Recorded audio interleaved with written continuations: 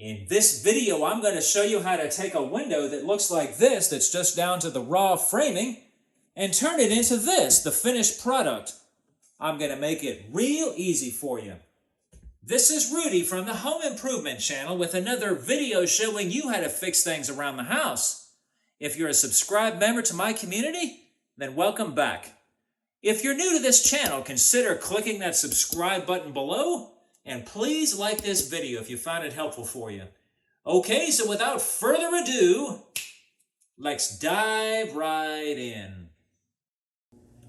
Alright, so I'm getting ready to put some wood trim around these windows, including the window sill. Now, if your window has more space on one side than it does on the other side, you can add spacers to one side to make it even so that the reveal is even all the way around. This window actually looks fairly even in the fitting right here, so I'm just going to leave it alone. First thing you're going to want to do is put some wood here on the sides. I've already got mine pre-cut, all right? They go in here just like so. They're already cut for it, but if yours aren't cut, which I suspect they're not, you can take a 1x and put it in there, right?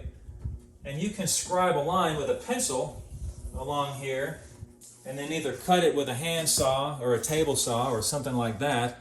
The reason I say to do it that way is because your measurement might not be the same from top to bottom. You might have 1 3/8 at the top and 1 3/4 on the bottom, depending on who put the windows in. So if you do this, it'll wind up perfect every time. But mine are already done. So what I want to do is I want to build the sill, which is actually this.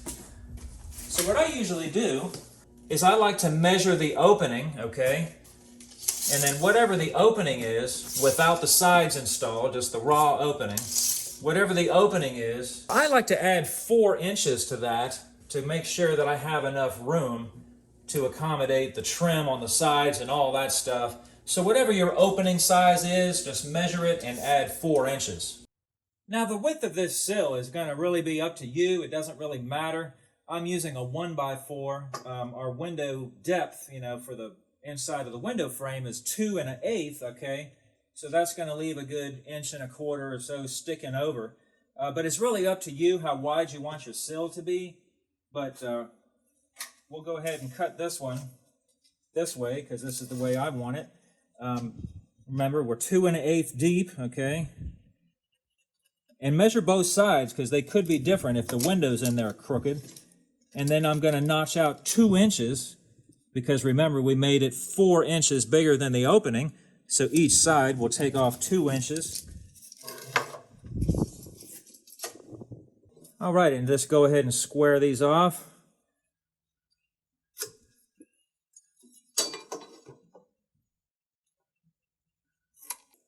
All right, then I'm just going to go ahead and notch these out, leaving the middle.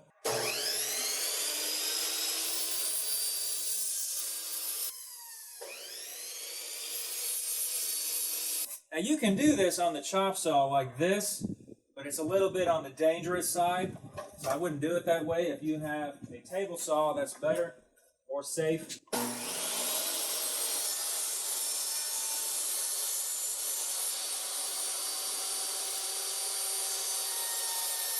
All I have is a hand router available to me. A router table would really be more ideal for this job, but I don't have one, so we're going to do it by hand, and they turn out just fine.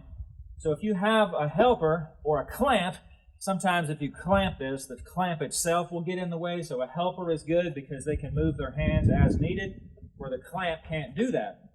I have a lovely assistant here.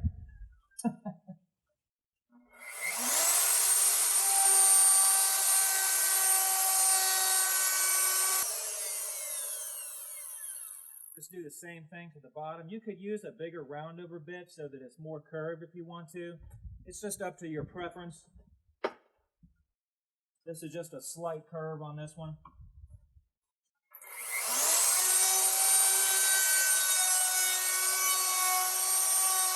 So usually what I like to do after I router everything is to sand it.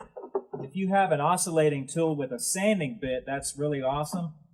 But if not, you'll have to do it by hand just to kind of smooth everything out.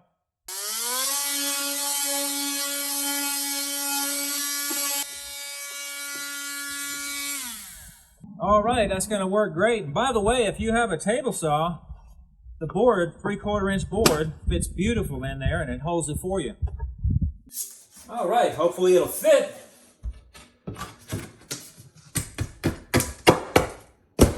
Like a glove.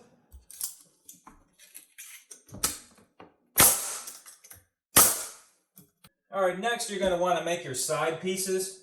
These are already cut widthwise and they're a little bit long because they were made before the sill went in. So I'm just going to trim a little off the top. All right, you're going to want to make your top piece too, same thing. I'm not going to show that part, it's pretty self-explanatory.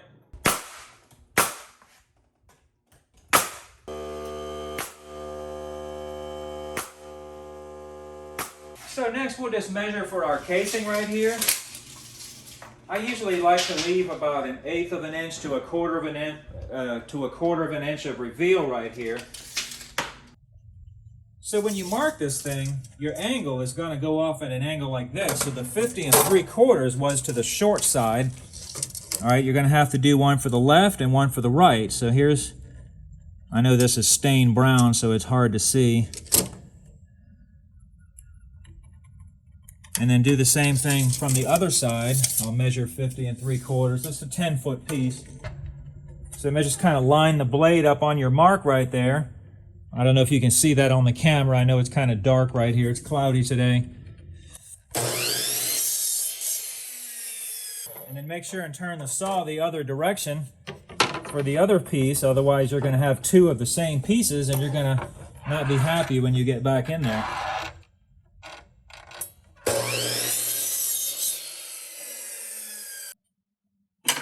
So we have a left and a right. All right, so what I usually like to do with the top is I'll cut one side of the top and then I'll bring it in there so I can mark it perfectly. So here's my 1/8 inch of reveal I was saying before, right here on this edge. I know that the stain is not matching. I didn't stain these, just so you know. You got some dark stain and some light stain here, but you know, it is what it is. Just keep that reveal kind of even. So I like to leave the top loose so you get a little bit of play right there to move it around. So when you put your top piece in, you're not committed to an exact measurement. You can move it a little bit. Do the same thing over here. All right, remember I said I left the top loose. This wood has got a little bit of a bow in it. And I cut one side already, right? So that's about where I'm going to want that to be. And then I can just bring it over here and mark it. All right. If you don't have that option to bring the top piece in to mark it, you can measure across the top right here. So we got about 33, right? So you can cut your piece 33 to the long angle on both pieces. And that'll work too, because sometimes you're working in a tight space where you don't have room to bring in an uncut piece and mark it. It just won't work. So you can measure across the tops right there and it'll do the same thing. All right, just put your top piece on there. And by the way, sometimes when you try to nail these corners together, they don't fit real nice and flush like this one does. You'll get a bump on one side or whatever, and you'll get something like that where it's not even. Well, what you can do is put a little shim behind the low piece to bring it out so that they're even, right? This one is even, so I don't have to do anything. But if you run into that, the shim is the fix. All right, the top is done. Now, if you're working with white wood and white trim, you're going to want to caulk in here against the window and around here and around the outside. This is stained wood, so I don't have to caulk anything, luckily. All right, so let's do the piece across the bottom, and then we'll be done. All right, so last but not least, I like to put a little piece of casing across the bottom right here. What you're going to do is cut two outside angles, one on each side, and then you're going to cut a small return piece to go back to the wall. All right, it really dresses the window up quite a bit. For the length of that, I would actually measure between these casings right here. So on this case, we have 33 1/8, okay? So what I'll do is I'll make this piece 33 1/8 and I'll center it underneath the windowsill, and then you'll have a little lip sticking off or ear on each side. Let me show you what I'm talking about. All right, so this casing has a wide area and a skinny area. So the wide area is going to go up underneath the windowsill, and then when I cut that outside edge, it's going to come over here like this and kind of come down at an angle. Outside corners go like this way. All right, this is an inside corner, this is an outside corner. So put it in the saw and just cut 45. So when you're measuring this, put the tip of the tape measure on the tall part, you know, the long angle, because our long angle is going to go at the top. So we're going to measure down 33 1/8. That was the window. 33 1/8. All right, and then do the same thing on the other side. All right, so what we need now is our little pieces for the return pieces. Just need a left piece and a right piece. So here's our right piece.